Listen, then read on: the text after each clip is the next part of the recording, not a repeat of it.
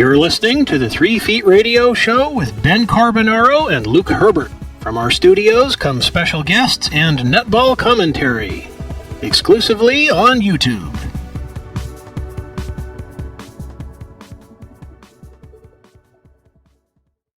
G'day listeners, and welcome again to another episode of the reboot of the 3 Feet Radio Show. Joining me in the studio is my good friend and co-host, Luke Herbert. G'day, Luke. Hello Ben, and it's a pleasure to be back in the studio here on another autumn day down here in the deep south. So, how are you, Ben? No, I'm going well, and I must say I'm very excited to have our next guest. She's become a good friend of the show in our last incarnation, and it's good to have her on air with us again today. Oh, it certainly is, and Ben and I would like to welcome to the studio Sonya Ottaway from Netball America. How are you doing today? Great, thanks. Just enjoying some great Australian weather myself. Sure, I'm sure you're happy to be back in Australia, even if it's for a short period of time, Sonya. Oh, yeah, it's fantastic. I actually ran into some friends of mine I went to school with in the airport yesterday, and it's good to see the family. Excellent. First of all, just to get the ball rolling here, obviously you're doing a lot of great work with Netball America through the schools, and we were just looking at the website the other day in preparation for our chat with you today, and it says that there's not too many parts of the USA where netball isn't at least starting to be played. Can you credit the work that you're doing with the school program? Is that what's helping to drive all that? Yeah, that's definitely a big piece. Like, obviously, we got 50 states, right, to cover, which is a huge, it's just a huge task in itself, because each state, is just like is a mini country in itself. And when you add up, you've got 300 million people across the 50 states. I mean, we've got a big task. So with that, we're in over half of those states now. We have people playing netball. And yeah, just our relationship with the National Teachers Association and the penetration we've been getting into the schools, high schools, community centres and colleges is really just, it's starting to grow so rapidly that we're just trying to, keep running to catch up. Well, while you mentioned colleges, what must be very exciting news for netball in the United States with the World University Netball Championships being staged in Miami, Florida next year. Could you tell us a bit more about that? Yeah, for those that haven't heard, they have the World University Games and World University Championships, which is basically the Olympic Games for university sports worldwide. So you can't get a much better ask than that. And so, yes, we've been selected to host the 2016 World University Netball Championships, and we're taking that to Miami, which is pretty exciting. But what does it mean? So FISU, who is the international governing body over university sports, their headquarters is right next to the International Olympic Committee. And they have a lot of great relationships between the IOC and FISU themselves. And as we went through this whole process, they were explaining to me that the International Olympic Committee looks at the games that are happening in the World University Games, and not only how the games are happening, but they're looking at the level of play and the athletes, and that's where they look at, hey, could this game be a potential for the Olympics to be on the program? So that's why these World University Championships are so important, because we're going to have international Olympic eyes looking at it and looking at what we're doing and looking to see if it potentially could be on the program of the Olympic Games.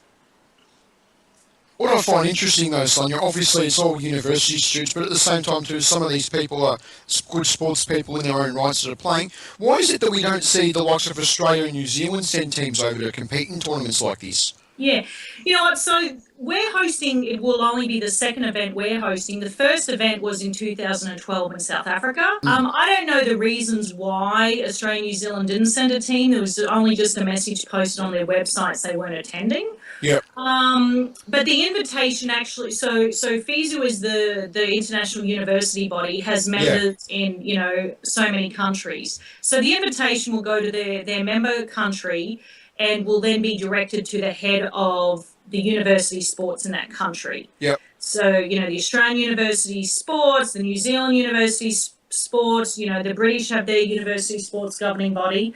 And then it's up to that National University Sport Governing Body to send a team. So it's not the responsibility of your governing netball body, it's the responsibility of the governing university body. But at the same time, too, what I think would be interesting is we don't exactly have, I think here in Australia anyway, I don't think we have a National University Netball Championships. I mean, we have uni games, but I'm pretty sure, I think there's a thing in the player contracts now where ANZ contracted players are not allowed to play in their sort of tournaments for their university or play for their universities at all in case they get injured, because I think it happened maybe back in the Commonwealth Bank Trophy days. I think there was a high profile case of a player getting injured who was CBT contracted, and they said and then she hurt herself and she couldn't play for the rest of the year.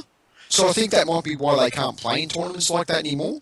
Yeah, well, maybe that's them, but still, I mean, you've still got a lot of other folks that never made it. Team that never, and they would still go in and present a great showing. And I mean, I think gives other players that aren't at that national level a perfect opportunity to go and represent their country. Just before we leave the university games, have registrations for teams closed? If not, where can teams who are interested in coming over to play, where do they register? Yeah, so what I'm doing is I'll be sending out very shortly official invites to the National University governing bodies. I've already sent them an unofficial email with the save the date flyer. And then depends how each country does different things. You know, if they do have a National University Championship, maybe that's how they want to do it, by sending their team. Maybe, maybe there's a lot of different options. So, they obviously, teams or folks interested can reach out to, or state bodies, can obviously reach out to the National University body, but they will be receiving the official invite soon. Just back on what we were talking about, netball being played in a lot of states of America, thanks to the good work that you and the rest of the people in your organisation are doing, Sonya. We thought it was pretty cool that there's actually netball teams being developed in Alaska. Could you tell us a bit about that? Yeah, so there's a couple of things that are going on in Alaska. Alaska's received a lot of funding to help grow sports up there.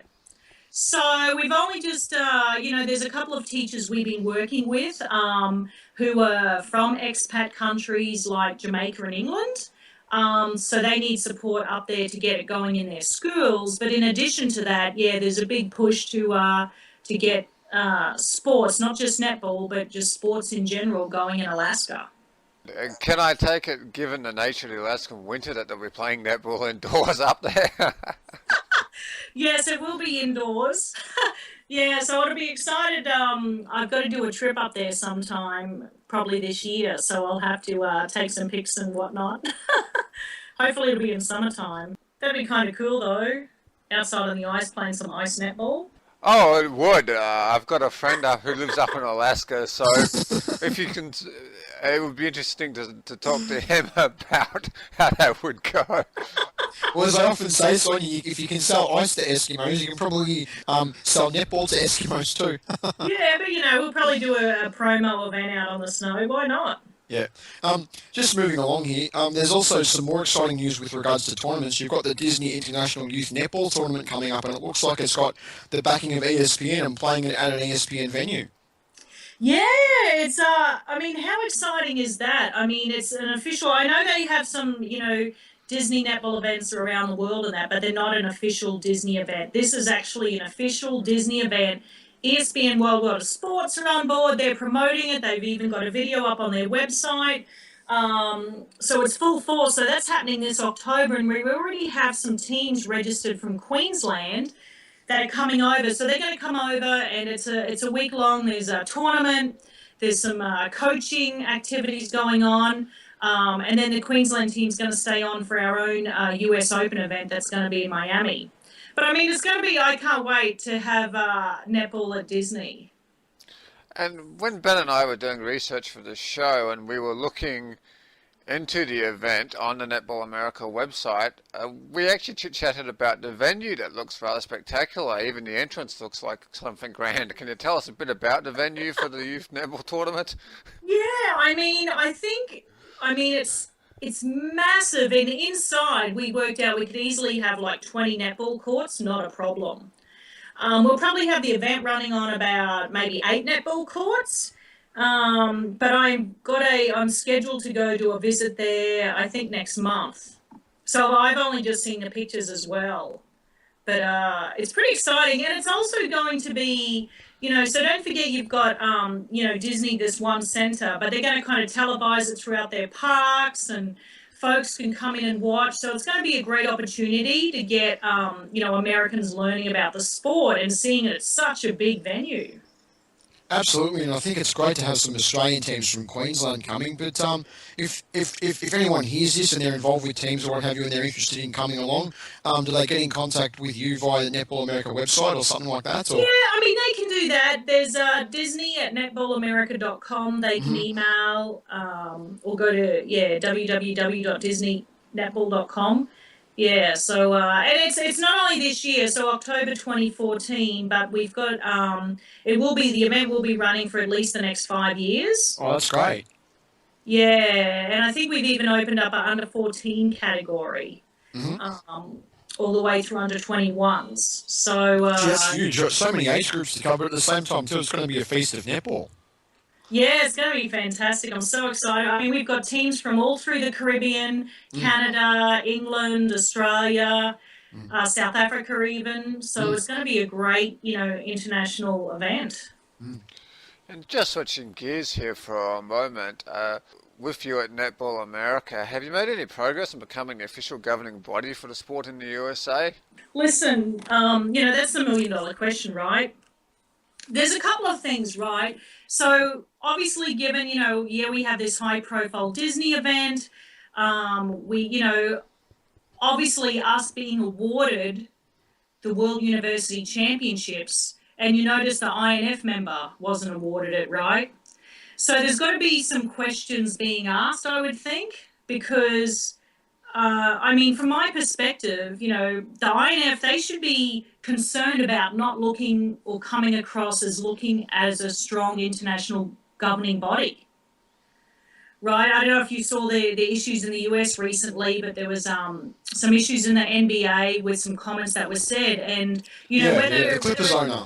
Whether it's a right or wrong action, the national governing body took a stand, and they took a stand pretty quick, and it just showed that the power that they do have and what they're doing as their duties, over their members.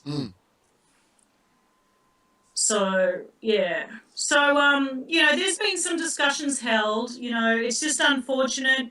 I think their governance structure is probably not set up right to deal with it. I've heard they've made some changes to that, so hoping that they act on those changes to make, basically they just need to make a right decision, because I would think their goal would be to increase participation in netball.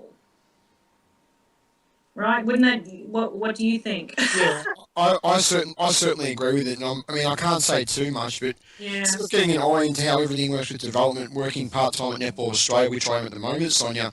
I think the problem is sometimes the INF basically, they expect some of the bigger member countries, say Australia and New Zealand, to be the main drivers of development, but at the same time too, they're a governing body and they probably should be doing a lot more as well. I mean, they're a smaller organisation to like FIFA or the ICC, but there's certainly some scope there to probably drive a bit more of extra development compared to what they're actually doing. And if anyone from the INF is listening to this, I'm not bagging you, it's purely an observation from my own reading.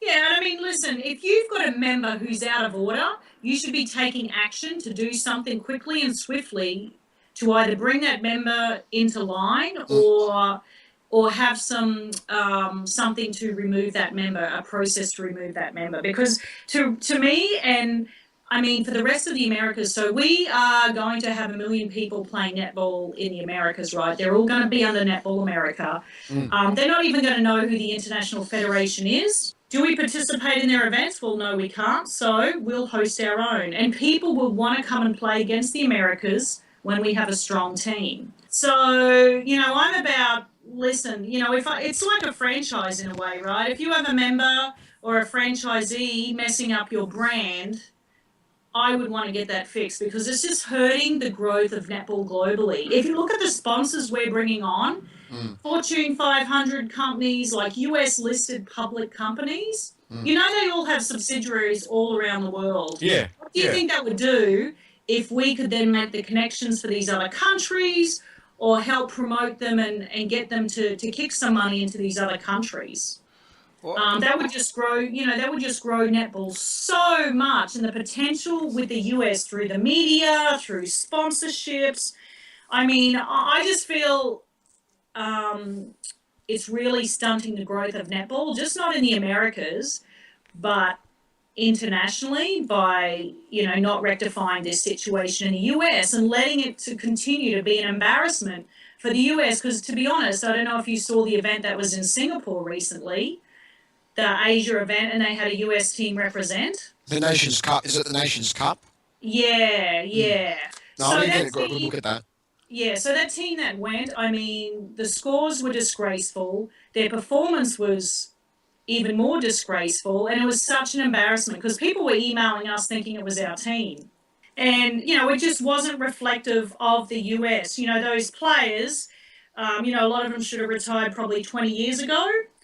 And, it was just unfortunate that, there was no trials held in the USA for that. There was no promotion of anyone, hey, come and try out to play for this Nations Cup in Singapore for the USA. So it was a matter of friends of the governing body that could afford to go because they had no sponsorships. That's who went. And just while we're on the topic of representative teams, with Netball America, which is your organisation, just to clarify to the listeners, do you then select teams from the regions or states in America? How do you guys do it?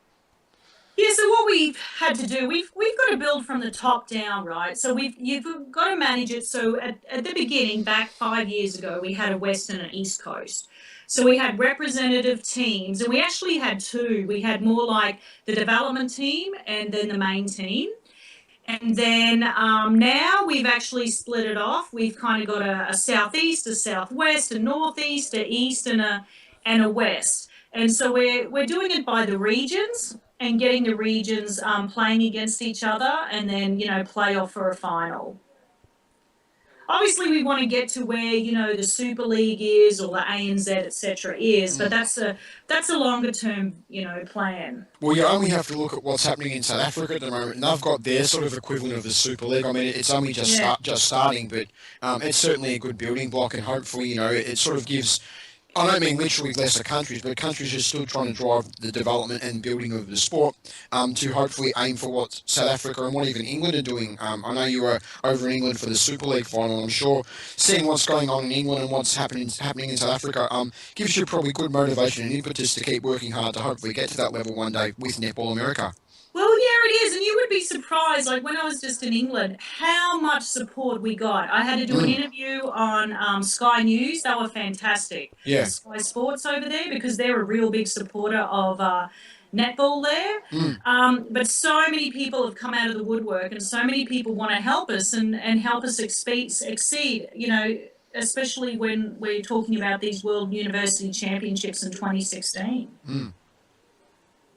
All right, before we go, Sonya, is there anything else you'd like to add? Well, I just want to, we get a lot of emails from Australia and New Zealand, or if a lot of people are planning any trips to the US or want to bring their team over. I mean, our US Open, it's always the second weekend in November every year. I think we got 2 mixed teams registered from New Zealand already. So that's pretty exciting. But we have umpires that come from all over the world, coaches, players. So it's really good to get that support throughout the year. And we have a lot of people that are just visiting on vacation or just want to play some games while they're in the US. But, for any reason, just email us or even if you want to help remotely. We have a lot of people around the world too that help do some research for us or help write some coaching plans for us. So it's just really great to get that support. All right, Sonya, thanks very much for the chat, and hopefully it won't be this time too long in drinks, and hopefully when you're over again in Australia, we can catch up. I know we met once before, and it would be good to hopefully see you again soon. Yeah, it would be great. Thank you, guys. All right, thanks. All right. You've been listening to the 3 Feet Radio Show with Ben Carbonaro and Luke Herbert. Tune in next time for more special guests and netball commentary exclusively on YouTube.